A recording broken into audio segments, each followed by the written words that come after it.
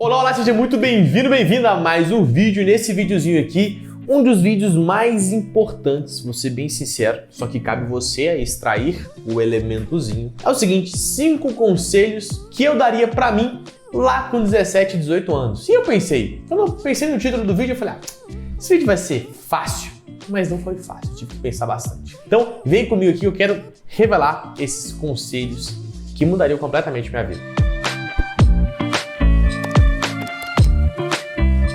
Show de bola! Antes de mais nada, quando eu pensei em fazer esse vídeo, eu pensei assim, cara, 5 conselhos.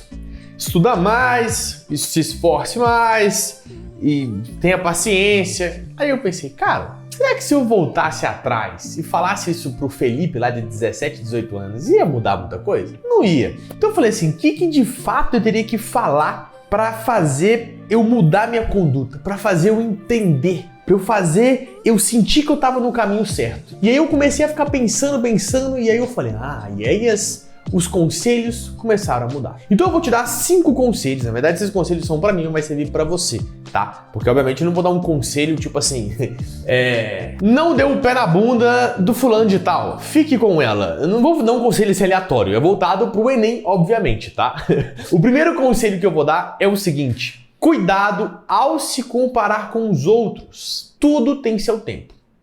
E aí o que eu quero dizer com isso? Na minha época lá de cursinho, depois que eu saí do terceiro ano de ensino médio, eu fui fazer cursinho pré-vestibular. E eu costumava me comparar muito com os outros, em vários sentidos. E aí no próprio cursinho, muitas vezes eu ficava comparando com o resultado dos outros. Saía um simulado, eu queria saber se o fulano tinha quanto que ele tinha acertado, ou muitas vezes eu não conseguia fazer um exercício, mas eu vi o fulano de tal conseguindo fazer o exercício. E eu ficava mal por isso. E aí eu vou te dar algumas situações aqui. Essa é a primeira situação, de comparar, por exemplo, com o simulado, resultado ali de um simulado ou fazendo algum exercício. E é o seguinte, a gente não sabe a bagagem do outro. Então você faz uma comparação que é injusta. Porque você fala assim, cara, eu tô estudando, essa pessoa também tá estudando, por que que eu não consigo e ela consegue? Cara, só que tipo assim, eu praticamente não tinha estudado muito minha vida inteira, eu não tinha uma base muito boa. E essa pessoa provavelmente tinha. Então, cuidado ao se comparar. Outros exemplos. Quando eu estava fazendo cursinho pré-vestibular, alguns amigos meus, 1 ano mais velho, 2 anos mais velhos, ou até mesmo na minha idade, quando saiu o terceiro ano do ensino médio, entrou, por exemplo, numa faculdade particular. Não fizeram o Enem. E não fizeram Enem, não, na verdade, não fizeram o cursinho, fizeram o Enem, entraram numa faculdade particular, fizeram engenharia, arquitetura, enfim. E eu ficava pensando, cara, eu tô atrasado. Pô, meus amigos já estão na faculdade lá, eu me lembro a galera postando foto na calorada. Eu pensava, cara, eu tô atrasado, eu tô aqui fazendo mais 1 ano de cursinho. A galera já tava arrumando uns bicozinhos pra ganhar o dinheiro e eu lá nada. E eu ficava grilado com isso, parecia que eu tava atrasado. E qual que é o esquema, cara? Hoje, várias dessas pessoas estão numa situação completamente diferente da minha. No sentido não de comparar para falar que eu tô melhor ou pior do que eles. Só que muitos deles entraram, não souberam aproveitar direito a faculdade. Começaram lá arrumando um bico e depois formaram, muitos deles trabalharam de Uber. Enfim, cada um tem o seu tempo. Cada um tem a sua trajetória. Eu vi várias pessoas que demoraram 2, 3 anos para entrar na faculdade, mas quando elas entraram na faculdade, o valor que elas deram para a faculdade foi totalmente diferente. Elas já entraram lá em questão de 1 semestre, 2 semestres, elas já estavam sendo destaque daquele curso ali, porque ela já entrou com uma certa maturidade. Isso é um ponto muito importante que eu tinha que entender naquela época. Cada um tem seu tempo e cuidado ao se comparar com os outros. E quero deixar uma coisa clara aqui, nada de errado em trabalhar com Uber ou entrar numa faculdade particular. Eu tô colocando só algumas situações que eu tô citando aqui. Por quê? Porque esse ponto da faculdade particular não é que seja pior ou melhor, mas muitas pessoas optam por entrar na faculdade particular por ser de mais fácil acesso. E aí exige um esforço melhor na preparação para entrar numa universidade. Esse é o único ponto. Não entrando no critério que é melhor ou pior aqui, beleza? O segundo conselho que eu daria para mim é o seguinte: seja específico para o Enem. E aí, obviamente, na minha época lá não tinha muita informação sobre isso. 2013, 2014, não tinha muita gente falando sobre o Enem. Ninguém entendia os padrõezinhos do Enem. Pelo menos eu não conhecia alguém que entendesse. Nem mesmo os professores que estavam lá, porque era meio que novidade para todo mundo. Então ninguém entendia os padrõezinhos e a gente estudava infinitas coisas, como estudo até hoje, que não caiu na prova. Então o que eu deveria fazer naquela época? Eu falaria para mim, para fazer todas as provinhas do Enem, entendendo os padrõezinhos, fazer as provas do Enem PPL também, para entender no que cai e o que não cai. Iria dar muito trabalho para mim, mas iria valer a pena. No seu caso, hoje, você não precisa fazer isso, porque tem pessoas específicas para o Enem. Então você não precisa pegar todas as provas do Enem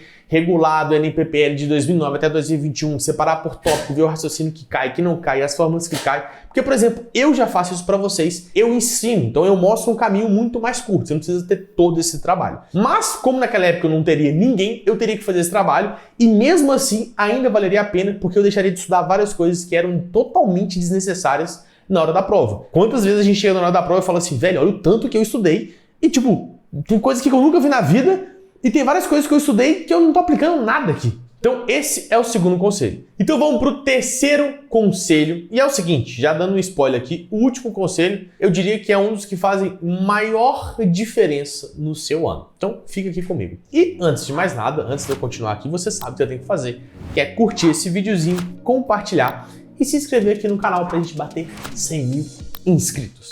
E o terceiro conselho é o seguinte, que eu falaria lá pro Felipe que estava no terceiro ano do ensino médio. Cara, estuda mais. E mesmo você estudando mais, dá para aproveitar o ensino médio. E eu sei que isso que eu vou falar é um pouco clichê, mas o pensamento que eu tinha na época do terceiro ano do ensino médio, que eu queria aproveitar, eu queria ir pras festas, eu queria brincar com a galera ali, eu bagunçava muito na sala de aula e eu não estudava muito. Só que, cara, o ensino médio, se você faz o ensino médio, o primeiro, o segundo, o terceiro ano, bem estudado, bem estruturado, revisando o conteúdo, você não vai precisar fazer cursinho. Dependendo, você vai sair do terceiro ano do ensino médio, se você fizer bem feito, dedicado, voltado para o Enem, você consegue ser aprovado em medicina depois do terceiro ano do ensino médio. Só que isso não acontece na maioria dos casos. O que a gente faz? A gente bagunça, zoneia. E quando eu falo bagunça, zoneia, não é chegar e tacar a bolinha de papel na cabeça de alguém, não. É simplesmente de não estar aproveitando o conteúdo que está sendo passado ali. De não estar chegando em casa e estar estudando o suficiente. Então, esse é um conselho que parece básico, mas que eu me arrependo até hoje de não ter estudado mais no ensino médio. O quarto conselho que eu falaria para mim é o seguinte, cara, esse é um ano de abnegação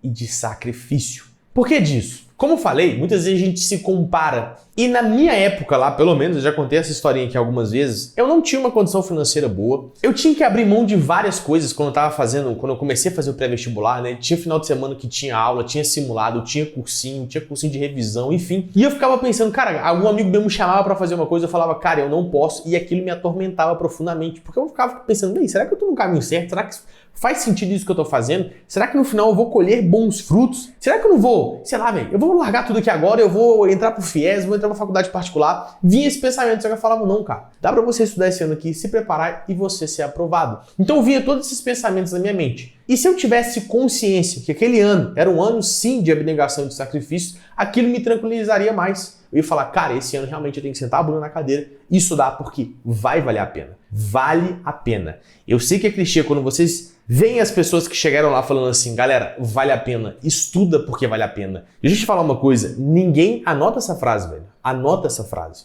Juro, essa é uma das frases mais importantes que eu levo comigo. Ninguém se arrepende de dar o seu melhor. Ninguém se arrepende de dar o seu melhor. Você conhece alguém falando assim, velho, eu estudei muito, cara, nossa, estudei muito, me esforcei muito. Cara, eu me arrependo de ter estudado muito naquela época, eu devia ter bagunçado um pouco mais. Ninguém fala isso. Então se você estudar, se você se dedicar, se você pegar esse ano, se abnegar, sacrifícios, você vai ter que deixar de fazer algumas coisas para você dedicar, para você ser aprovado, você não vai se arrepender, isso eu posso garantir para você. E o último conselho, que a galera ignora completamente. Talvez todos esses que eu falei aqui, talvez você já possa ter imaginado um pouquinho. Mas o quinto conselho que eu daria para mim era o seguinte, cuida da sua saúde mental e crie o hábito de ler. Parece que é dois conselhos de um só, mas eles estão muito ligados também. Depois que eu entrei na faculdade, eu praticamente demorei um ano e meio para começar a criar o hábito de leitura. E obviamente eu procurava outros tipos de leitura, por exemplo, educação financeira, enfim, outros tipos de leitura. Mas naquela época, no ensino médio, indo para o cursinho pré-vestibular, eu falaria para mim, para eu começar a criar o hábito de leitura,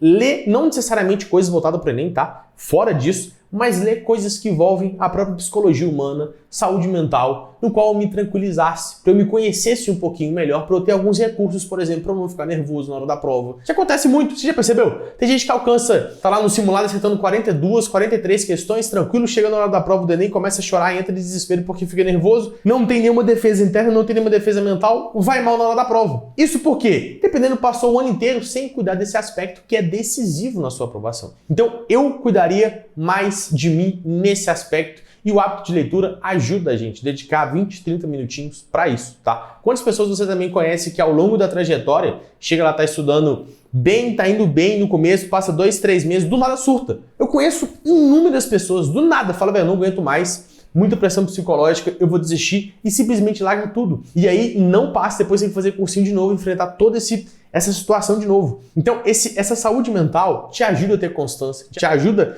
a ter perseverança e tá ali no caminho, continuamente realizando esforço para você chegar no final do ano e ser aprovado. Então, são esses 5 conselhos que eu daria para mim, e eu sei que talvez esse é um vídeo simples, mas que se você saber escutar, se você souber escutar o que eu tô falando, e pegar pelo menos 2 desses 5 conselhos e aplicar na sua própria vida, eu te dou certeza que o seu jogo vai mudar. Você vai chegar lá na frente e ainda você vai recordar de mim e falar assim, poxa, eu devia ter aplicado mais conselhos que aquele cara me deu. Fechou? Então é isso, espero que você tenha gostado do vídeo, deixe seu comentário aqui. Qual conselho você daria aí para 2 anos atrás? Ou para você até mesmo de 3, 4, 5, 6 meses atrás. Beleza? Tamo junto e é nóis!